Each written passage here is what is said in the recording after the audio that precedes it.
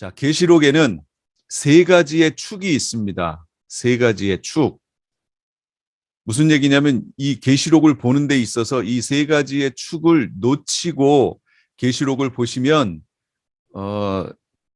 어떤 결과가 나오냐면 계시록을 7등분을 나누는 결과가 나와요. 계시록을 7개로 나누는 거예요. 등분을. 그래서 그 7개로 나눈 그 계시록의 구절구절들을 장절들을 이렇게 나란히 쌓는 거죠. 이렇게 나란히.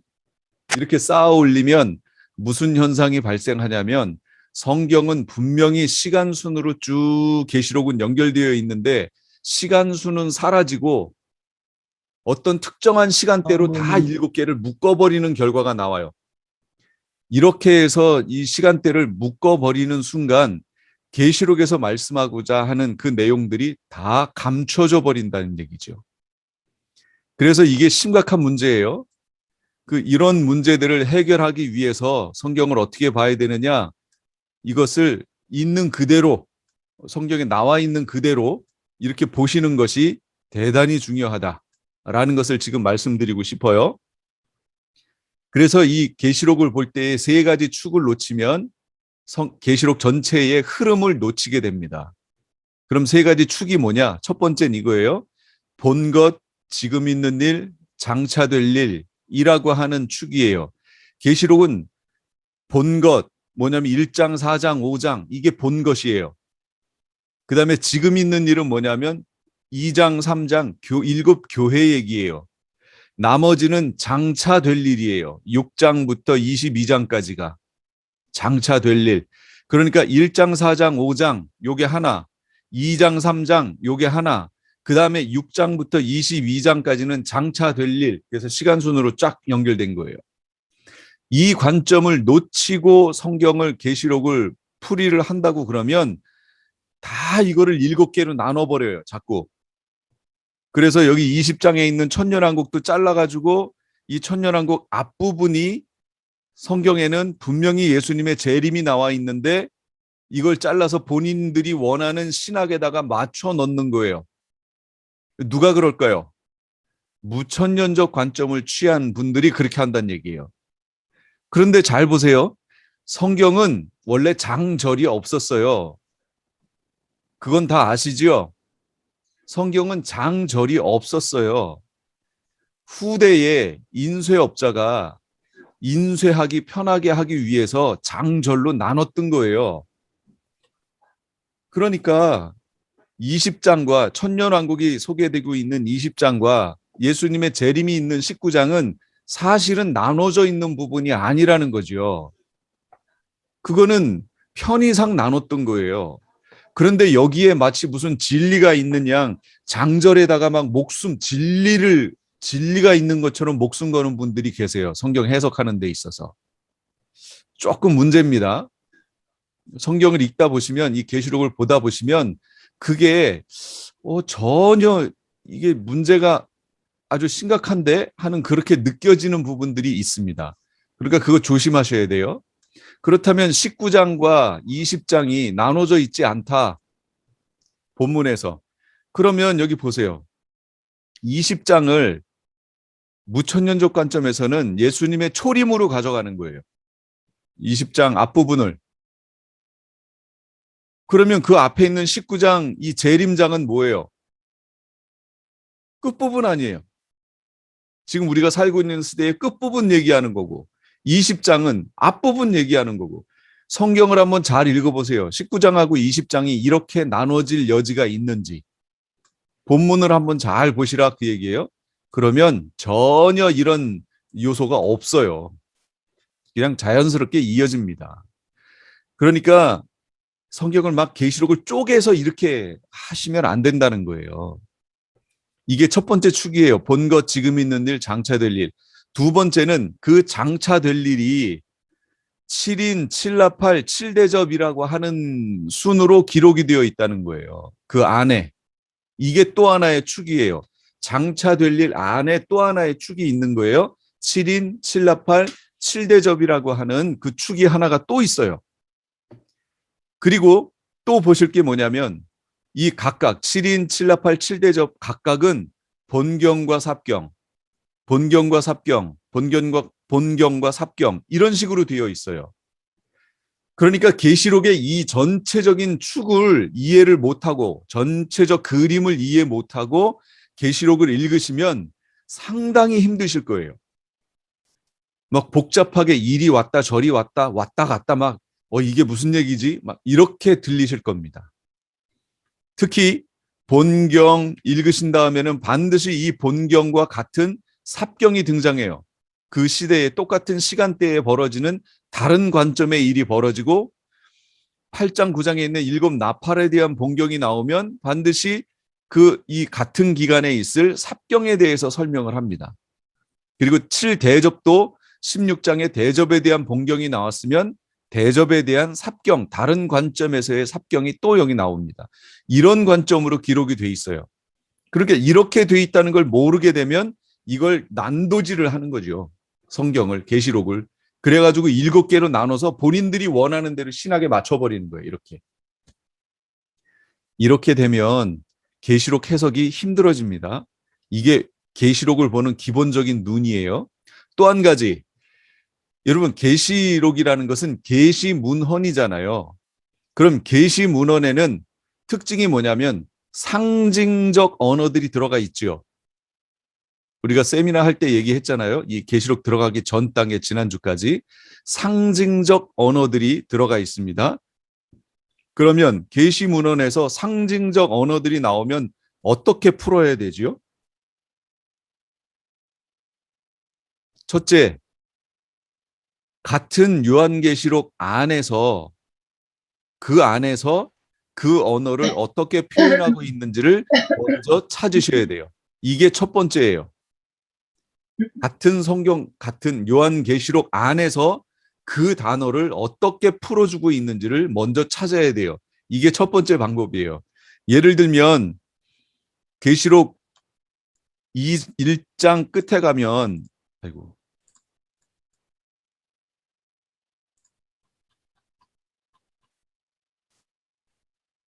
제가 보여드릴게요.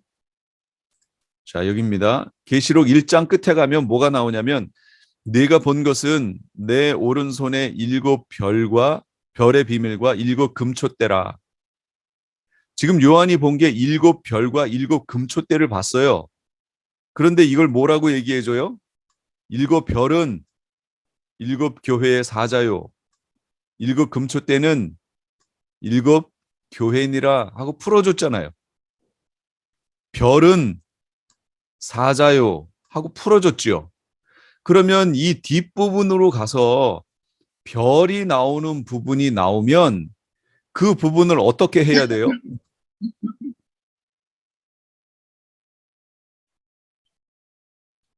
하늘에 또 다른 이적이 보이니 보라 한 붉은 용이 있어 머리가 7이요 뿔이 10이라 7줄 있고 그 꼬리가 하늘 별 하고 나왔어요.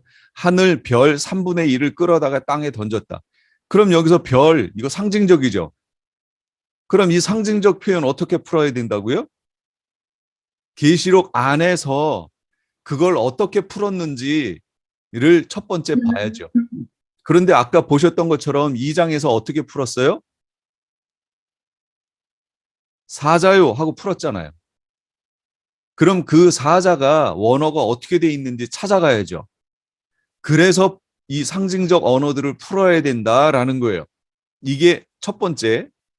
상징적 언어 푸는 두 번째 방법은 요한계시록에 없으면 이 요한계시록의 저자인 요한이 쓴 다른 성경 구절들을 보셔야죠.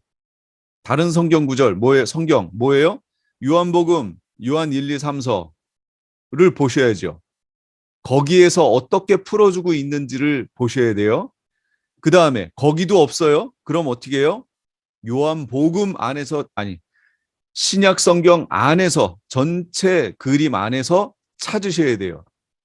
근데 신약 성경 안에도 없어요. 그럼 어떡하라고요? 구약 성경으로 넘어가라고요. 상징적 언어는 이렇게 푸는 거예요. 본인들의 신학에 맞춰서 본인들이 원하는 대로 갖다가 이게 푸는 게 아니에요. 상징은 성경 안에서 그대로 풀어야 돼요. 그래서 여기 오시면 독수리 두 날개로 업어라고 성경이 나왔다. 그게 어딨죠? 큰 독수리의 두 날개를 받아 광야 자기 곳으로 날아갔다. 상당히 상징적 언어죠. 그럼 독수리 두 날개라고 하는 독수리 날개를 성경에서 뭐라고 얘기하고 있느냐 하면 이거 출애굽기로 넘어가야 돼요. 출애굽기로 넘어가면 출애굽한 그 당시의 모습을 하나님께서 이스라엘 백성들에게 설명하기를 내가 너희를 독수리 날개로 업어 너희를 거기서 출애굽시켰다 이렇게 설명하고 있어요. 그럼 독수리 두 날개라는 의미는 출애굽했을 때의 모양이란 얘기예요. 첫 번째 어떻게 써요? 두 증인이었던 모세와 아론을 통해서 그 백성을 광야로 인도해냈죠. 첫 번째 모습. 그 다음 광야에 와서는 어떻게 했어요? 구름 기둥과 불 기둥으로 그들을 지켜서 인도하셨죠. 그 모습이에요. 그러니까 우리가 여기에서 자기 곳으로 날아가, 자기 곳으로 날아가. 그래서 예비하신 곳이 있더라. 여기 성경이 나왔죠? 그 예비하신 곳이 광야라고 그랬어요. 거기까지 갈 때는 누가 인도한다고요? 두 증인이 인도한다고요. 그리고 거기 가서는 구름 기둥과 불 기둥으로 인도하신다고요. 하나님이 친히 초자연적인 역사로 인도하신다고요. 거기에서 뭘 먹지요? 예, 만나와 주님이 주시는 물, 반석에서 터진 물과 그 다음에 고기 달라고 그러면 메추라기. 여러분 고기 없어서 못 사실 분들은 거기서 말씀하세요. 그럼 메추라기 보내주실 거예요. 실제적으로 이스라엘 백성에게 그것도 40년 동안 그 일을 하셨잖아요. 그러면 우리는 3년 반밖에 안 돼요. 3년 반 동안 그 일을 하실 것이다. 그 얘기죠. 그러니까 성경에 나와 있는 상징적 언어들 여기에 미혹되어서 엉뚱한 해석을 하시게 되면 안 된다는 것을 미리 말씀드립니다. 자, 그다음에 이런 것들은 자, 지금 우리가 인사건 할 겁니다. 6장에 있는 인사건. 인사건은 이렇게 두루마리로 되어 있는 그 내용이에요. 두루마리.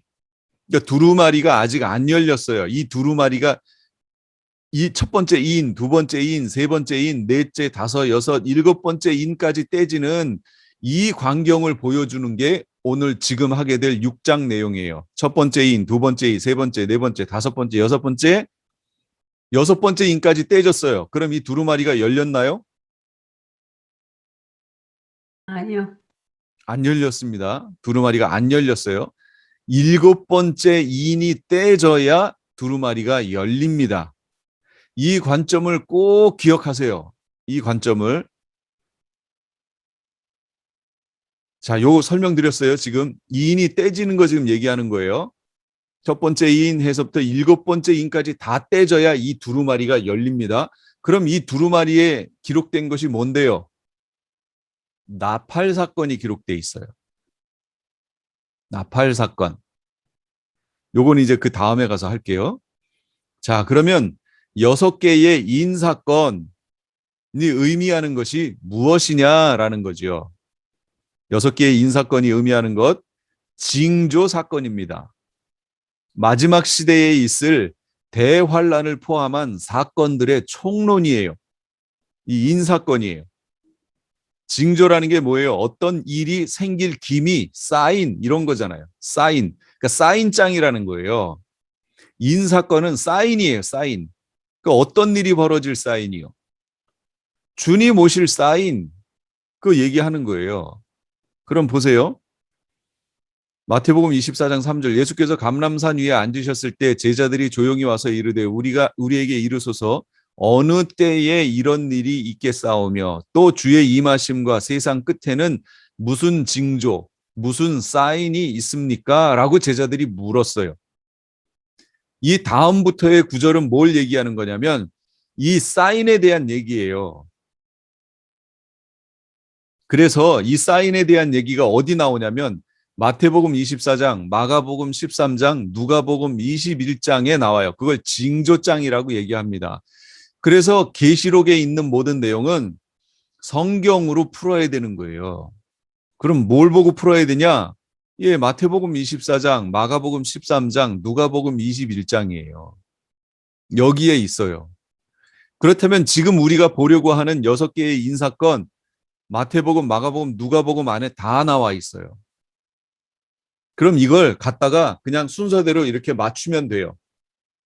그러면 정확히 맞습니다. 그럼 맞춰서 제가 지금부터 해석을 할 테니까 잘 보세요. 첫 번째 인사건은 흰 말 사건이에요. 흰 말. 이에 내가 보니 흰 말이 있는데 그 탄자가 활을 가졌고 면류관을 받고 나가서 이기고 또 이기려고 하더라. 인사건에서 제일 해석에 문제가 되는 것은 여러 가지 해석이 나오는 것은 바로 이 흰 말에 대한 얘기예요. 그런데 그것은 본인들의 신학에 자꾸 맞추려고 하니까 문제지요. 제가 이게 상징적 언어들이잖아요. 이 표현들이.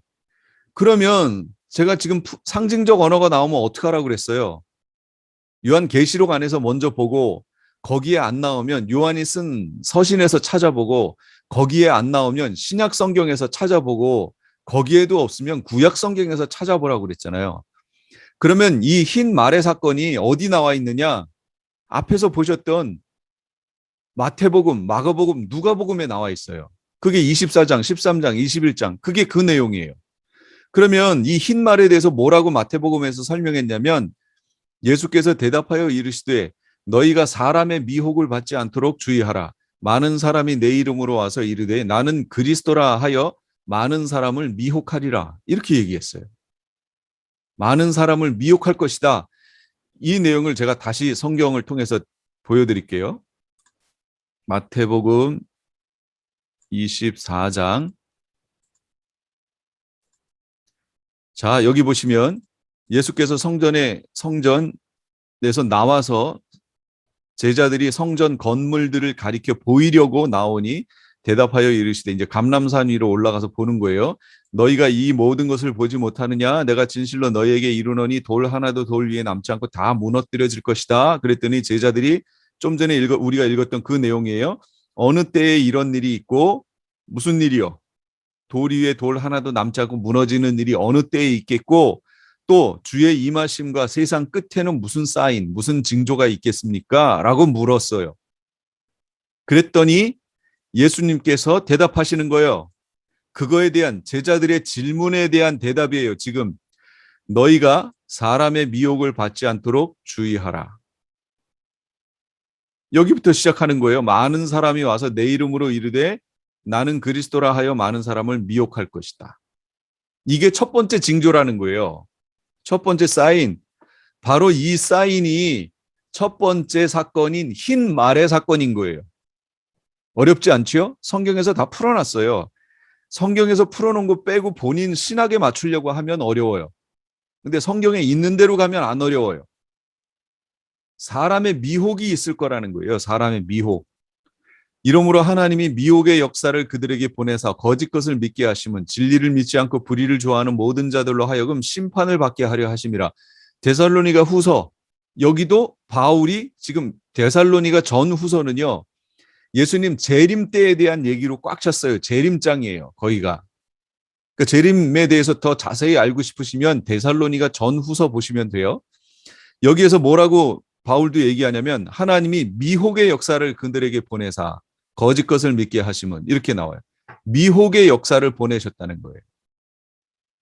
그러니까 제일 먼저 나타나게 될 현상 뭐냐? 미혹이라는 거예요. 그걸 흰 말이라고 쓴 거예요. 역시 이 흰 말이라는 것도 미혹이지요. 그러니까 본인들 신학에 맞추려고 뭐라고 얘기하냐면 흰 말이니까 예수님 또는 두 증인, 이렇게 자꾸 해석들을 해요. 벌써 거기서부터 미혹된 거예요. 이 흰 말은 그걸 말하는 게 아니고 뭘 말한다고요? 미혹을 말한다 라는 거, 그걸 기억하세요. 미혹이에요. 그래서 사람의 미혹, 거짓 선지자들, 거짓 적그리스도들의 활동이에요. 자, 제가 지금 이렇게 말했어요. 거짓 선지자들, 거짓 그리스도들이라고 복수로 얘기했습니다. 복수로.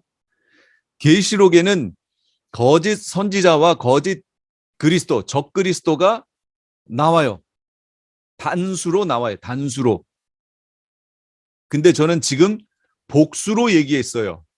그러니까 이게 다르다는 걸 지금 얘기하는 겁니다. 다르다. 성경은 복수와 단수가 정확히 다릅니다. 근데 우리는 자꾸 그것을 복수와 단수를 혼용하여 쓰는 거예요. 우리 말에서. 여기에 지금 오류가 자꾸 발생해요. 마지막 시대에 나타나게 될 적그리스도가 단수예요. 적그리스도가 많은 적그리스도들 중에 하나가 아니에요. 그들과는 구별되는 어떤 하나의 존재예요. 다른 존재. 그걸 정확히 구별하고 계셔야 됩니다.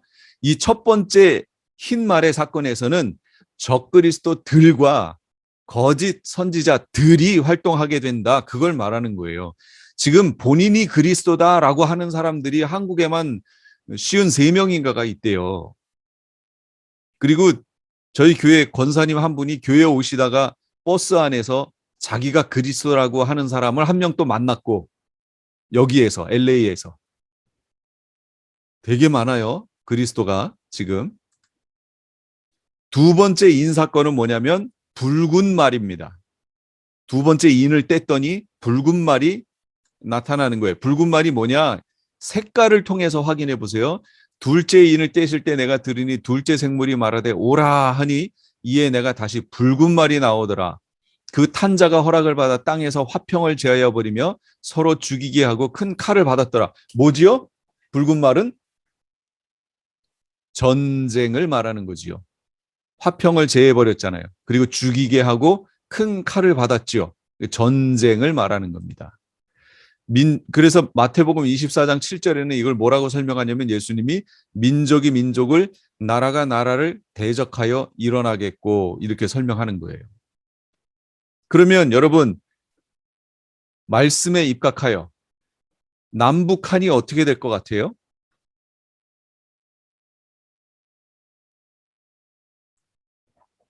중간 과정에서는 무슨 일이 있을지 모르나 결론적으로 남북한이 어떻게 될 것 같아요? 전쟁이라는 거죠. 당연하죠. 전쟁이죠. 전쟁이에요. 전쟁. 북한에 복음이 들어가야 하기 때문에 하나님께서 그 복음이 들어갈 수 있는 길을 잠시 여실 수는 있어요. 평화 무드로 하실 수는 있는데 어찌됐건 남북한은 전쟁입니다. 끝이 전쟁이에요. 이거 기억하세요. 민족이 민족을, 나라가 나라를 대적하여 일어납니다. 마지막 시대에는 평화가 없습니다. 성경은 평화가 없고 전쟁이 있고 대적한다라고 설명하고 있는데 평화를 위해서 애를 쓰면 그건 뭐예요? 하나님의 뜻에 반하는 거잖아요. 그런가요? 안 그런가요? 분명히 마지막 시대에는 민족이 민족을, 나라가 나라를 대적하여 일어나는, 그래서 계시록의 내용을 다 보면 사인이 전쟁인데 전쟁이 들어가고 유브라데 전쟁이 있고 끝에는 아마겟돈 전쟁이 있고 계속 전쟁이 연속되어지는데 그 전쟁과 기근과 이런 것들이 연속되어지는데 이 세상에서 지금 마지막 시대를 준비한다며 평화를 얘기하면 그건 성경의 내용하고 맞아요, 틀려요? 틀리잖아요. 그러면 그분들은 뭔가 방향을 지금 잘못 잡았죠. 성경을 가지고 분별해야죠. 그럼 우리는 크리스찬들은 평화가 나쁘다는 것이 아니라 마지막 시대에 우리가 애쓰고 힘쓰고 준비해야 되는 건 평화가 아니라는 걸 아시겠지요. 이 내용을 알고 준비하시라 그런 내용이에요. 알고 마지막 시대를 예비해야 되는 거지요. 이거 모르고 준비하니까 자꾸 엉뚱한 얘기해요. 여러분 신천지에서 지금 계속 내놓는 모토가 뭔지 아세요? 무슨 국제회의 한다든지 뭐 할 때마다 내거는 그 내용이 뭔지 아세요? 그게 평화의 화평이에요. 화평, 평화. 화평.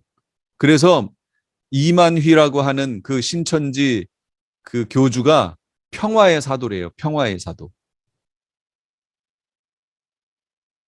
말도 안 되지요. 시대를 못 읽는 거지요. 그런데도 사람들이 거기에 미혹되어 넘어가요. 너무 웃기지요. 여러분, 성경에 예루살렘의 평화를 위해 기도하라라는 내용이 있어요. 그러면 어떤 분들은 진짜로 예수님 오시기 전에 예루살렘에 평화가 있을 거라고 착각을 해요. 예수님 오시기 전에 예루살렘에는 평화가 없어요. 근데 왜 예수님은 성경에서는 예루살렘의 평안을 위해서 기도하라고 얘기했을까요? 예루살렘엔 평화가 없어요. 근데 왜 그렇게 얘기하셨을까요? 예. 그것은 단순히 지금 이 시대에 있는 처음 하늘들과 처음 땅에 있는 저 예루살렘의 평화가 있기를 위해서 기도하라는 내용이 아니에요. 그걸 자꾸 성경을 난도질을 해서 편집을 해버리니까 그런 결과가 나온 거예요. 여기서 예루살렘의 평안을 위해서 기도하라는 얘기는 뭐냐면요. 새 하늘들과 새 땅이 되어지는 메시아 왕국, 그 메시아 왕국을 위해서 기도하란 내용이에요. 그 나라가 어서 속히 임하기를 위해서 기도하라는 내용이에요. 메시아 왕국이 메시아가 재림하여 이 땅에 오시면 이 땅에 메시아 왕국이 펼쳐지는데 그때의 메시아 왕국의 중심 도시, 중심 수도가 어디냐면 그게 예루살렘이에요. 그 중심 도시가 되는 예루살렘을 위해서 기도하라. 그러니까 메시아 왕국을 위해서 기도하라. 메시아 왕국의 도래를 위해서 기도하라. 그 내용 지금 말하고 있는 거예요. 저 중동에 있는 그 예루살렘 땅의 평안을 위해서 기도하라는 얘기가 아니고 1차적으로 메시아 왕국의 도래를 위해서 기도하라. 그런 내용이에요. 예수님 오시기 전에 성경은 평화가 없다고 그러는데 평화가 있게 해달라고 기도하면 성경의 내용하고는 반대로 기도하는 거잖아요, 지금. 그러니까 이런 내용을 아시고 기도하셔야 돼요. 두 번째 인인 붉은 말은 전쟁을 얘기하는 겁니다. 전쟁이 있을 거예요. 그러니까 첫 번째 뭐가 있어요? 미혹이 있을 것이고 두 번째는 전쟁이 벌어질 거예요. 그래서 세계 곳곳에서는 전쟁이 국지적으로 계속 일어날 겁니다. 그 다음에 세 번째 인이 떼어지면 어떻게 돼요? 검은 말이 나옵니다. 그럼 뭐냐? 셋째 인을 떼실 때 내가 들으니 셋째 생물이 말하되 오라 하기로 내가 보니 검은 말이 나오는데 그 탄자가 손에 저울을 가졌더라. 내가 네 생물 사이로부터 나는 듯한 음성을 들으니 이르되 한 데나리온의 밀 한 되어 한 데나리온의 보리 석 되로다. 감람류와 포도주는 해치지 말라. 상당히 상징적 언어로 되어 있지요. 그럼 감람류가 뭐고 포도주가 뭔지 성경에서 찾아야죠. 이거는 어, 제일 뒤로 미룰게요. 지금 이거 하면 나머지를 못하니까. 자, 그럼 세 번째 이는 검은 말이에요. 한 데나리온에 밀 한 배요. 여기서 한 데나리온이라고 하는 것은 노동자 하루 품삯이 한 데나리온이에요. 그러면 하루 열심히 일해서 그 돈을 가지고 밀 한 배를 살 뿐이에요. 물가가 상당히 올라갔다. 그걸 말해주는 거예요. 그러니까 이 물가가 오르는 것을 보면 이게 사인이란 얘기예요. 사인. 거짓 선지자들이 나와서 거짓 메시지를 많이 전하는 모습을 그래서 복음을 혼탁해 만드는 계시록의 내용을 혼탁하게 만드는 것을 보면 사인으로 아셔야 되고 두 번째 전쟁이 많이 벌어지는 것을 보면 사인이구나. 예수님이 오실 때가 다 됐구나 하는 사인이고 세 번째 사인은 뭐라고요? 물가가 갑자기 치솟아 올라요. 왜 그럴까요? 기근이 왔기 때문에 그래요. 기근이. 그래서 이렇게 물가가 올라가는 거예요. 이것을 뭐라고 마태복음에 얘기했냐면 곳곳에 기근과 지진이 있으리니. 이것 때문에 물가가 올라가요. 여러분 지금 일본에서 올림픽을 개최하겠다고 이제 며칠 남았나요? 일주일 남았나요? 지금 그랬는데 이 일본이 얼마나 거짓말을 많이 하는지요. 지금 이 본인들 코로나 방역하는 거 거짓말 다 하고 하여간 일본은 거짓말이 아주 그냥 이 정부가 거짓말하기로 유명하고 그걸 그대로 받아서 그 메인 그 방송사들이 뉴스로 거짓말을 전하기 바쁘고 지금 그렇게 하니까 지금 하나님께 이렇게 두들겨 맞는 거예요. 일본이 지금 두들겨 맞는 이유가 그거예요. 지금 곳곳에 요번에 홍수가 왜 거기만 났겠어요? 다른 데도 났죠. 중국도 났고 한국에도 있었지만 일본 같지는 않아요. 홍수 났죠. 장마로 인해서. 그다음에 이 올림픽 기간 중에 지진이 난다, 화산이 폭발한다. 지금 그런 얘기가 계속 나돌고 있어요. 완전히 이제 일본이 망하기 직전입니다. 그러면 그렇게 망하기 직전에 나타나는 현상들이 뭐냐면 그냥 망하지 않아요. 전쟁 일으키지요. 이런 일들이 다 묶여 있는 거예요. 곳곳에 기근과 지진이 있을 겁니다. 지금 그런 증상들이 전 세계적으로 계속 나타나고 있어요. 기근이에요. 그다음 네 번째 인이 뭐냐면 청황색 말인데 오라하기로 보니 청황색 말이 나오는데 그 탄자의 이름은 사망이에요. 음부가 그 뒤를 따르더라. 그러면 우리 계시록을 먼저 하셨던 분들은 이해하실 거예요. 음부 그러면 이제 아실 거예요. 자, 이 부분을 정확히 정리하고 넘어가야 돼요. 이걸 정리를 안 하니까 이런 말이 나오면 이해가 안 되는 거예요. 자, 지금 사람이 두 종류가 있습니다. 뭐 분류하기 나름이겠지만 우리 신앙이 있는 이들과 신앙이 없는 이들, 다시 말하면 하나님의 자녀들과 성도들과 성도가 아닌 이들 이렇게 두 종류로 이 세상은 나눌 수 있겠죠. 자, 성도가 돌아가셨어요. 어디로 갈까요? 낙원. 그러면 비성도가 돌아가셨어요. 어디로 갈까요? 지옥으로? 아니 이게 아직도 정리가 안 돼 있으면 어떻게 하자는 거죠? 정리를 잘 하세요. 성도가 지금 돌아가시면 낙원에 가지요. 예수님이 그랬잖아요. 네가 오늘 나와 함께 낙원에 있으리라 그랬잖아요. 그러면 안 믿는 이가 돌아가시면 어디로 가요? 음부. 그렇죠. 음부로 가죠. 음부. 그러면 낙원에 가 있더니 또 음부로 가 있던 이들이 최종 백보자 심판을 거치면 어디로 가요? 낙원에 있던 이들은 어디로 가요? 천국. 음부에 있던 이들은 지옥. 지옥. 그러면 음부와 지옥의 차이는 뭐예요? 낙원과 천국의 차이하고 똑같죠? 차이가 뭐예요? temporary. 낙원과 음부는 영체로 가 있는 곳이고 천국과 지옥은 부활체로 들어가는 곳이지요. 그러니까 완전히 달라요. 다르다는 걸 구별을 지금 못하니까 사람들이 돌아가시면 뭐라고 그래요? 천국 가셨습니다. 그러지요. 예, 사실은 결과적으로 천국 가실 거예요. 낙원에 가신 분은 천국 가게 돼 있어요. 그러니까 천국 가셨습니다 해도 틀린 말은 아니지만 정확히 말하면 낙원에 가신 거지요. 거기서 대기하다가 백보자 심판을 거쳐서 천국으로 가시게 돼 있어요. 음부로 간 이들은 백보자 심판을 거쳐 지옥으로 갑니다. 불못으로 가는 거예요. 그러니까 여기에서 그 탄자의 이름은 사망이니 음부가 그 뒤를 따르더라. 이렇게 얘기했으면 음부는 뭐라고요? 안 믿는 이들의 죽음을 얘기하잖아요. 그러니까 안 믿는 이들이 많이 죽는다. 그걸 지금 말하는 거예요. 안 믿는 사람들이. 이때가 되면 안 믿는 사람들이 많이 죽을 거예요.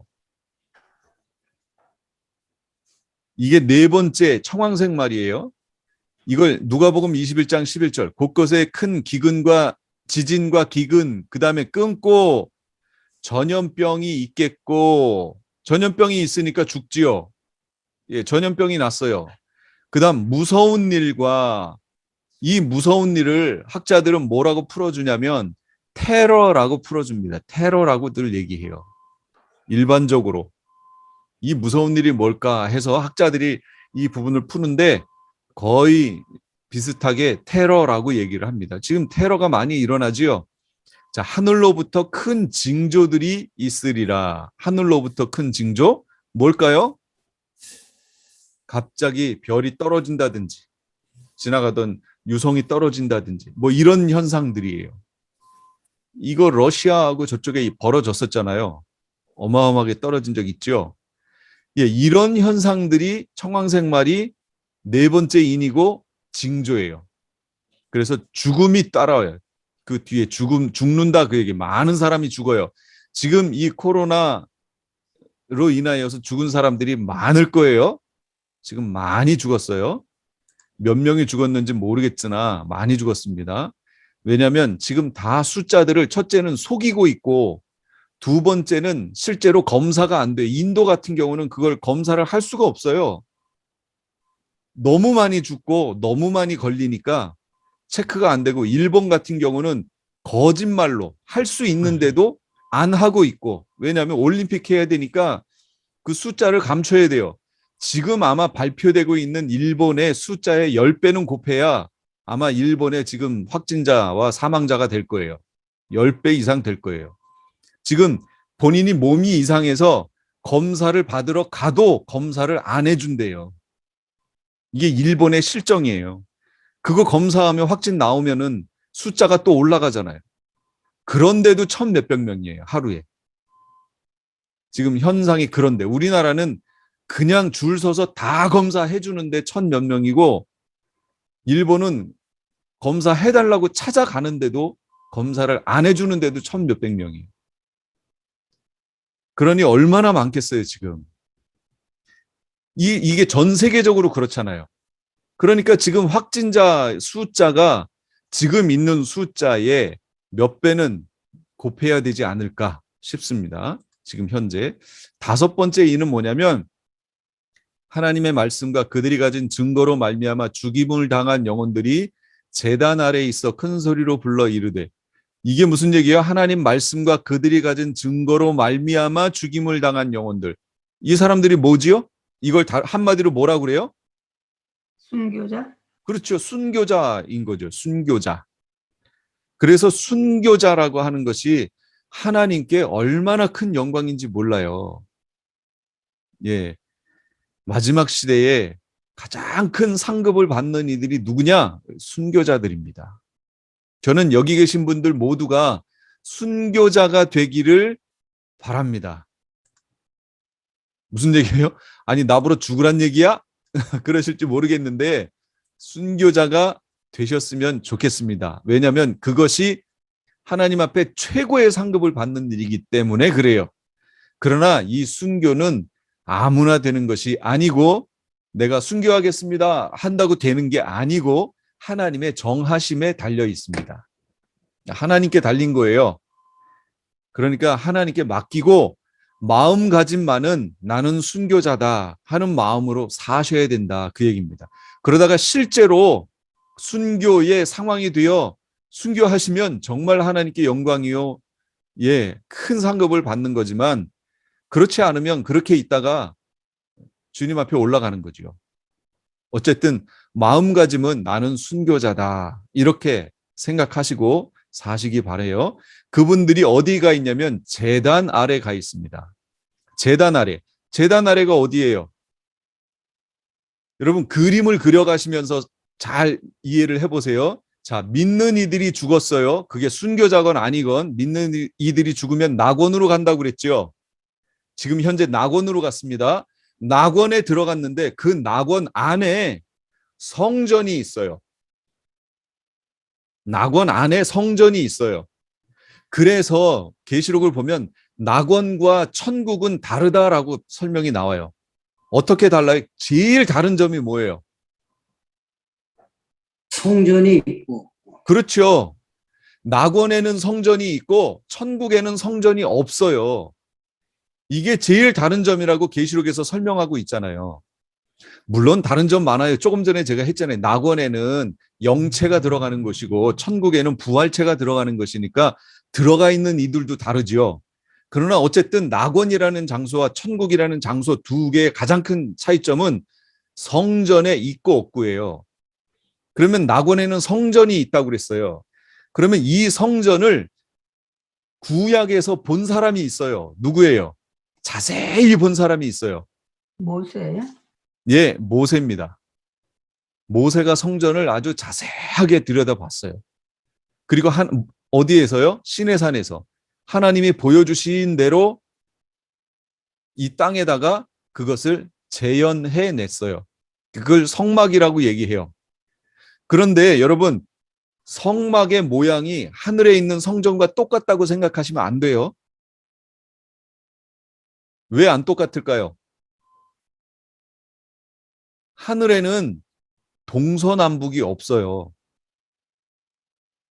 동서남북은 어디 있는 거예요? 이 땅에밖에 없어요. 이 땅. 지구 안에밖에 없어요. 지구상에밖에 없어요. 그러니까 하늘로 올라가면 동서남북이 없어져요. 그 모습을 연상해 보면 아, 하늘에서 봤는데 그거의 모형을 이 땅에다가 만들어 놨지만 하늘에 있는 것과는 다르구나. 요걸 빨리 이해를 하셔야 돼요. 이 땅에는 동서남북이라는 관점을 가지고 동쪽에다가 문을 만들어서 서쪽 방향으로 들어오게 만들고 이런 식의 어떤 방향성이 있었지만 하늘에는 그게 없다는 거지요. 그러니까 정확히 일치하지 않는다는 거예요. 그래서 하늘에 있는 것의 모형으로 이 땅에다가 그려 놓으신 거예요. 어쨌든 그 모양이 됐어요. 자, 낙원 안에 있는 성전, 그 성전 처음에 문 열고 들어가면 제일 앞에 뭐가 있냐면 번제단이 있어요. 불 태우는 곳. 그 다음 거길 지나면 물두멍이 있어요. 그 다음에는 텐트가 있는데 그 텐트 위에까지 다 감싸져 있는 텐트가 있는데 그 텐트 전체를 성소라고 얘기합니다. 아까 물두멍과 그 번제단이 있는 것을 뜰이라고 얘기합니다. 그리고 이 텐트로 완전히 지붕까지 쳐 있는 이걸 전체를 성소라고 얘기해요. 그래서 첫 번째 성소의 휘장을 열고 들어가면 거기에 이 메노라라고 하는 촛대와 떡상과 분향단이 거기에 존재하고 있고 그 분향단 앞에 바로 휘장이 쳐 있는데 이 휘장을 열고 들어가면 거기에 뭐가 있냐면 지성소가 있어요. 그러니까 성소 안에 지극히 거룩한 성소다. 그래서 지성소라고 얘기하는 거예요. 그러니까 성소 안이 두 개로 나눠져 있어서 일반 제사장이 일을 보는 그 장소 떡상, 그 다음에 이 메노라 있는 촛대, 분향단 요게 있는 곳이 있고 그 다음에 칸막이는 나눠져 있는 안쪽 그걸 지성소, 그러니까 성부 하나님이 임재하시는 곳, 그래서 지극히 거룩한 곳, 그래서 지성소 이렇게 얘기합니다. 이렇게 되어 있어요. 자, 여기 오늘 성경에 죽임을 당한 영혼들이 제단 아래에 있어 할 때 이 제단이 어딜까요? 이 제단이 바로 번제단 얘기하는 거예요. 성막 안으로 첫 번째 동쪽에 있는 동편으로 나 있는 문 안으로 들어갔을 때 첫 번째 만나게 되는 그것이 번제단이잖아요. 그 번제단을 제단이라고 불러요. 그러니까 보세요. 일반적으로 돌아가신 분들, 성도인데 돌아가신 분들은 낙원에 있고 순교한 사람들은 그 낙원 안에 있는 성소, 성막, 그 성막 안에 있는 번제단 아래에 가 있는 거예요. 그래서 가 있는 위치가 달라요. 순교자들과 일반 성도들이 가 있는 위치가 달라요. 일반인들은 그냥 낙원에, 순교자들은 성전 안에 있는 번제단 아래, 제단 아래 가 있어요. 그걸 그림을 잘 이해하세요. 그러면서 이들이 뭐라고 그래요?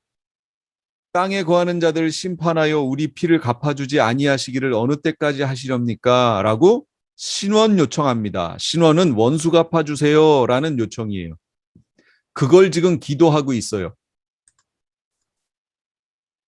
그때의 사람들이 너희를 환란에 넘겨주겠으며 너희를 죽이리니 너희가 내 이름을 위해 모든 민족에게 미움을 받으리라. 그러니까 이게 환란기를 얘기하는 거예요. 7년 환란기. 7년 환란기. 그래서 다섯 번째 인사건은 언제를 얘기하냐면 7년 환란기를 상징해 주는 표현이에요. 순교자들의 신원 호소. 아, 여기 그림이 있었네요. 자, 번제단이 있고 물두멍이 있고 이 노란색 전체가 성소고요. 그 중에 반을 나눠서 이 안쪽을 지성소라고, 지극히 거룩한 성소라고 부르는 거예요. 자, 이 중에서 번제단 있죠. 번제단, 제물 태우는 곳, 여길 제단이라고 불러요. 계시록에서 말하는 건 여길 말하는 거예요. 그래서 순교자들이 이 번제단에 지금 가 있다. 그걸 말해주는 겁니다. 그럼 여섯 번째는 뭐냐?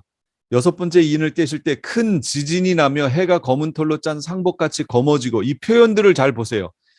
달은 온통 피같이 되며 하늘의 별들이 무화과 나무가 대풍에 흔들려 설익은 열매가 떨어지는 것 같이 땅에 떨어지고, 하늘은 두루마리가 말리는 것 같이 떠나가고 각 산과 섬이 제 자리에서 옮겨지매. 그럼 이 똑같은 표현이 어디 있느냐? 마태복음 24장 29, 31. 그날 환란 후에 즉시 해가 어두워지며 달이 빛을 내지 아니하며 별들이 하늘에서 떨어지고 하늘의 권능들이 흔들리리라. 그때의 인자의 징조가 하늘에서 보이겠고 그때의 땅의 모든 족속들이 통곡하며 그들이 인자가 구름을 타고 능력과 큰 영광으로 오는 것을 보리라. 그가 큰 나팔 소리와 함께 천사들을 보내리니 그들이 그의 택하신 자들을 하늘 이 끝에서 저 끝까지 사방에서 모으리라. 예수님 재림 때 모습이에요. 이 모습 똑같죠. 해가 어두워지고 달이 빛을 내지 아니하며 별들이 하늘에서 떨어지고 하늘의 권능들이 흔들려요. 근데 여기서도 보세요. 해가 검은 털로 짠 상복같이 검어지고 달은 온통 피같이 되고 하늘의 별들이 무화과 나무와 대풍에 서리가 열매가 떨어지는 것 같이 땅에 떨어지며 하늘이 두루마리가 말리는 것 같이 떠나가고. 표현 양식만 조금씩 이 수식어를 집어넣지, 해가 어두워지고 달이 자기 빛을 내지 않고 하늘의 별들이 떨어지고 하늘이 두루마리가 말리는 것처럼 말리고, 그 표현이 해가 어두워지고 달이 빛을 내지 아니하며 별들이 하늘에서 떨어지고 하늘의 권능들이 흔들린다. 이 똑같잖아요. 그래서 여섯 번째 인사건 때 천지가 개벽하며 예수님이 재림하시는 모습을 그려주는 거예요. 이게 여섯 번째 인사건이에요. 메시아의 재림. 그러니까 인사건을 통해서 봐도 예수님의 재림은 7년 환란 초일까요? 후일까요? 후라는 걸 알 수 있죠. 여기도 보세요. 마태복음 24장도 그날 환란 후에 라고 얘기하잖아요. 환란 후라고 예수님이 얘기하시잖아요. 그런데 왜 자꾸 환란 전에 예수님이 재림하신다든지 중간 휴거설을 얘기하시는 분들은 뭐예요 대체? 환란 후에 예수님 오신다고 이렇게 얘기하고 있는데 성경을 제대로 봐야 돼요. 또 다른 데서 그런 얘기 나오면 다시 설명할게요. 자, 그러면 6개 인사건을 그림으로 제가 설명을 드릴게요. 이렇게 되는 거예요.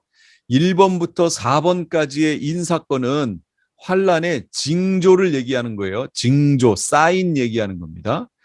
흰말, 붉은말, 검은말, 청황색말 얘기했었죠. 그러니까 흰말이 등장했어요.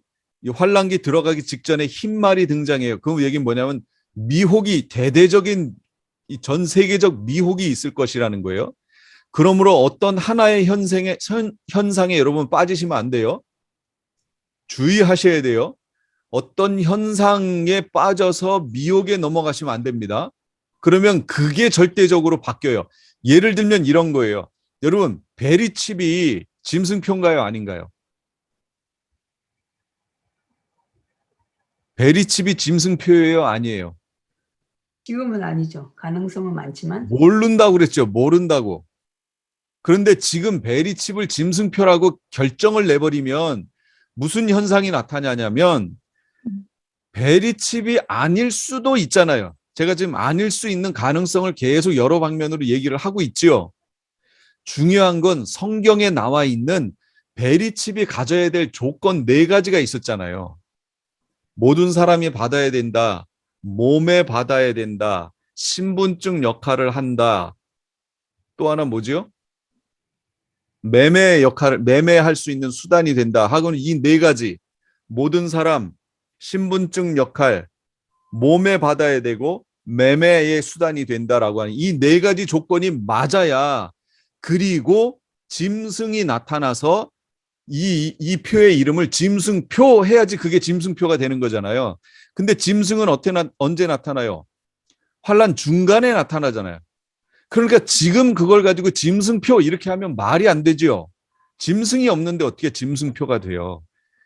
그러므로 지금은 이 4가지 조건을 가지고 짐승표로 갈 여지가 있는 것들은 우리가 구별해내는 역할을 하는 거지, 그걸 짐승표다 하게 되면 무슨 현상이 나타나냐면 같은 교회 안에서 서로를 판단하게 되는 거예요. 그리고 싸우게 되는 거예요. 이건 누가 좋아할까요? 이건 마귀가 좋아하는 일이죠. 교회를 갈라놓는 거. 그거 하면 안 된다니까요. 이게 미혹이에요. 이런 것들이 미혹이라고요. 이런 게 현상이. 그래서 환란 앞에 이 7년 환란 들어가기 전에 앞에 그런 미혹들이 많아질 거예요. 교회를 갈라지게 하고 싸우게 하고 하는 일들. 그다음에 실제 또 적그리스도들이 나타나서 또 거짓 선지자들이 나타나서 복음을 회방하는 일이 나타날 거예요. 그다음에 두 번째, 전쟁이 있을 거예요. 지금 곳곳에 지금 전쟁이 벌어지려고 하고 있지요. 전쟁, 그다음에 기근이 있을 거예요. 검은 말, 기근이 있어요. 그래서 물가가 갑자기 뛰어요. 있는 사람들은 계속 먹지만 없는 사람들은 완전히 이 부익부 빈익빈으로 완전히 또 갈라질 겁니다. 이런 현상 나타나요. 그런데 초대교회는 어떻게 됐죠? 있는 사람들이 그 가진 것을 자기 것이라 하지 않고 그것을 나눠줌으로 핍절한 자가 없도록 만들었어요. 이게 하나님의 복음이에요. 그러니까 마지막 이때가 되면 여러분, 있는 자들은 없는 자들을 생각하여 그들을 구제하고 살려야 돼요. 이제 그런 시대가 될 거예요. 최소한 교회 안에서는 성도들을 보살펴야 돼요. 살려야 돼요. 자, 이게 세 번째. 네 번째는 뭐예요? 청황생말, 죽음이 따르더라. 많은 사람이 죽어요. 이 일이 벌어질 거예요. 이게 사인이에요. 환란에 대한 사인.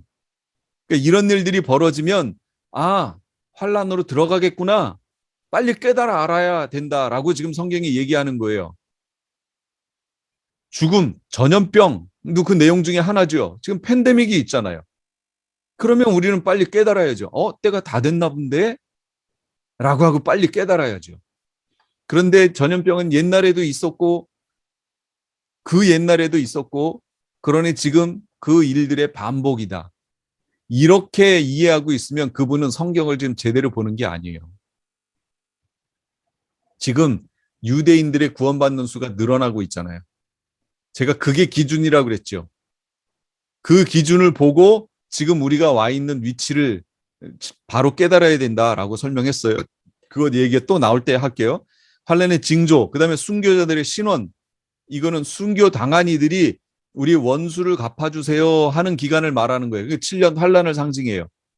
그다음에 여섯 번째 이는 예수님의 재림을 상징해요. 그러니까 인사건은 제가 그랬잖아요. 전체에 대한 총론이라고 얘기했잖아요. 마치 책이 있으면 그 책의 앞부분에 있는 목차와 같은 역할을 하는 게 인사건의 내용이에요. 지금 인사건의 내용이 그걸 설명해 주는 겁니다. 제가 지금 이렇게 설명하는 걸 잘 이해하고 들으셔야 돼요.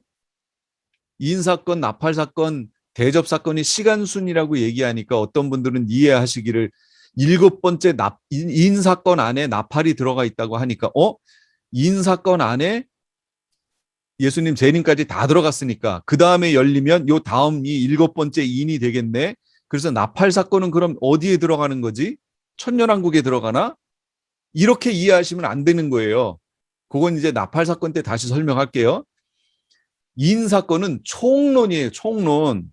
전체가 어떻게 될 것인가를 지금 보여주고 있는 것이고 일곱 번째 인이 떼져야 아까 두루마리가 열린다고 그랬죠. 일곱 번째 인이 떼져야 두루마리가 열린다는 얘기는 그때부터 일곱 나팔 사건이 시작된다. 그럼 일곱 나팔이 어디예요? 7년 환란기를 얘기하는 거잖아요. 7년 환란. 7년 환란을 설명하는 거예요. 그때부터가 나팔이. 그러니까 다섯 번째 인과 여섯 번째 인 사이를 구체적으로 설명하고 있는 게 나팔 사건이다. 이해를 하셔야 돼요. 그때 가면 다시 설명할게요. 자, 이런 구조를 가지고 있습니다. 여기 있네요.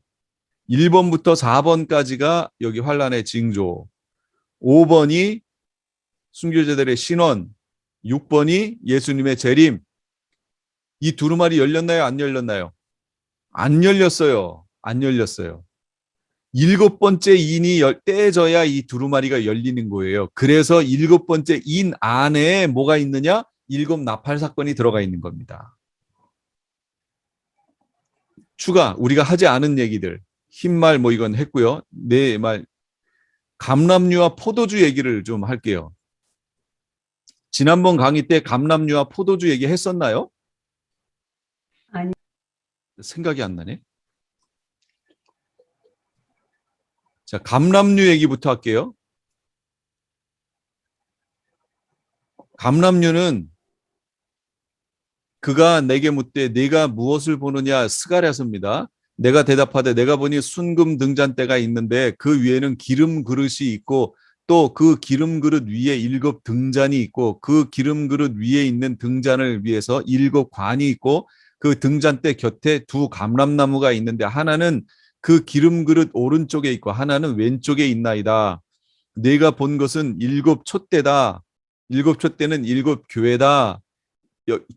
신약에서 7 교회다라고 7 촛대다라고 번역한 이것이 스가랴서에는 뭐라고 했냐면 7 등잔이다 이렇게 설명하고 있는 거예요. 똑같은 거예요. 자, 그러면 이 7 등잔에 기름이 채워져야 되는데 이 기름이 어떻게 채워지느냐? 등잔대 곁에 2 감람나무가 서 있다. 근데 여러분 사실 원어는 감람나무가 아니라 올리브 나무인 거 아시죠? 원어는 우리 성경에 감람나무로 돼 있으니까 제가 그냥 감람나무로 설명하는데 올리브 나무와 감람나무는 다른 나무입니다. 실제로 로마서 11장에 있는 2 감람나무 비유에서 참감람나무, 돌감람나무 할 때 원어는 참 올리브 나무, 돌 올리브 나무, 야생 올리브 나무 이렇게 돼 있는 거 아시죠? 그런데 올리브 나무와 감람나무는 다른 나무예요. 다른 거예요. 근데 우리 성경이 그렇게 번역해 놨기 때문에 그냥 그렇게 표현하는 것 뿐이에요. 사실은 달라요. 그러나 성경이 이렇게 해 놨으니까 그냥 보는 겁니다. 저는 바꾸고 싶어요. 이름도 다 바꾸고 싶어요. 이름도 지금 제 이름을 만약에 정영철인데 저를 치옹이용 치올 그러면 저는 저라는 것을 이제는 알아듣겠으나 기분은 썩 좋지 않을 것 같아요. 내 이름은 정영철인데 왜 저렇게 부르지? 이럴 것 같아요. 그것처럼 이름도 제대로 불러주는 게 좋겠죠. 사실은 예수님이 아니고 뭐예요? 예슈아예요. 예수가 아니라 예슈아. 그리스도라는 말은 없어요. 마시아흐가 진짜 말입니다. 마시아흐. 이게 진짜 원어의 말이에요. 그래서 이걸 뺀다면 그냥 마시아 이렇게 부르시든지 그렇게 돼야 되는데 이게 헬라어로 넘어가면서 이게 바뀌기 시작해서 결국은 지금 우리에게 와가지고 그리스도가 된 거예요. 전혀 없는 이 표현의 말이 된 겁니다. 저는 사실 이름 다 바꾸고 싶어요. 성경에 있는 원래 이름대로. 근데 그렇게 부르면 못 알아들으실 거 아니에요. 그래서 그냥 말하는 것 뿐이에요. 2 감람나무가 여기에 있는데 감람나무가 연결되어 2 감람나무가 연결되어 7 등잔에 기름을 공급하는 모습이에요. 그럼 이게 뭐냐? 여기서 등잔은 7 촛대고 7 교회잖아요. 교회에 기름을 공급하는 거예요. 그럼 교회에 기름을 공급한다는 게 무슨 의미예요? 기름 부으심이잖아요. 기름 부으심. 기름 부으심을 뭐라고 얘기해요? 그 기름 부으심을 마시아흐라고 얘기하는 거예요. 마시아흐. 우리가 아는 말 그리스도라고 얘기하는 거예요. 그 기름 부음 받은 자 메시아죠. 메시아. 그래서 최소한 그리스도가 아니라 메시아 정도까지는 가야 그래도 가깝다 이렇게 알 수 있는데 하여튼 그게 기름 부음을 받은 자 그게 메시아예요. 그런데 여기서 2 감람나무가 의미하는 건 뭐냐면 그 기름을 공급하는 걸 얘기하는 거예요. 그 기름을 공급하는 자들 그게 누구예요? 계시록에서 2 증인이잖아요. 2 증인. 마지막 시대에 기름 공급. 그러니까 그 사역을 하는 이들 그러니까 감람류가 뭐예요? 기름이잖아요. 기름. 기름 부음을 받다. 성령을 받다. 그러니까 감람류는 마지막 시대에 구별된 여기 보세요. 2 가지는 무슨 뜻입니까? 그랬더니 이르되 이는 기름 부음 받은 자 둘이니 온 세상에 주 앞에 서 있는 자니라. 기름 부음 받은 자 둘이니 그러잖아요. 주 앞에 서 있는 자. 그럼 계시록에서 기름 부음 받고 주 앞에 서 있는 자들이 누구예요? 기름 부음 받았다는 얘기는 사역의 인을 받았다. 그걸 말하는 거예요. 사역의 인. 그 인을 받고 주 앞에 서 있는 자가 누구냐? 두 증인이잖아요. 그러니까 감람류가 의미하는 것은 두 증인을 얘기하는 거예요. 상징적 언어죠. 근데 제가 구약이라든지 신약에 가서 찾아야 된다고 그랬잖아요. 스가랴서에 그 답이 있어요. 이게 두 증인 얘기하는 겁니다. 감람류는 두 증인이에요. 그 다음에 포도주를 이해하시려면 이스라엘의 결혼 풍습을 이해하셔야 돼요. 여러분 가나의 혼인잔치 그 다큐멘터리 영화 보셨나요? 거기에 이걸 잘 설명해 놨어요. 그 기회가 되시면 한번 보세요.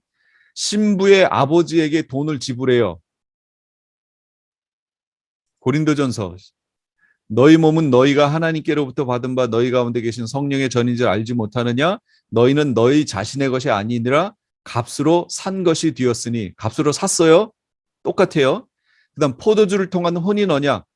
그 포도주를 신랑이 신부에게 줘요. 그러면 신부 될 사람이 이 신랑이 마음에 들면 그걸 어떻게 하냐면 포도주를 마셔요. 마시게 되면 그 혼인이 된 거예요. 또 잔을 가지사 감사기도 하시고 그들에게 주시며 이르시되 너희가 다 이것을 마시라. 이것은 죄 사함을 얻게 하려고 많은 사람을 위하여 흘리는 바 나의 피 곧 언약의 피니라. 약속의 피라는 거예요. 약속의 피. 나중에 풀 테니까 이 말을 기억해 놓으세요. 약속의 피예요. 그 단순히 피가 아니라 약속의 피예요.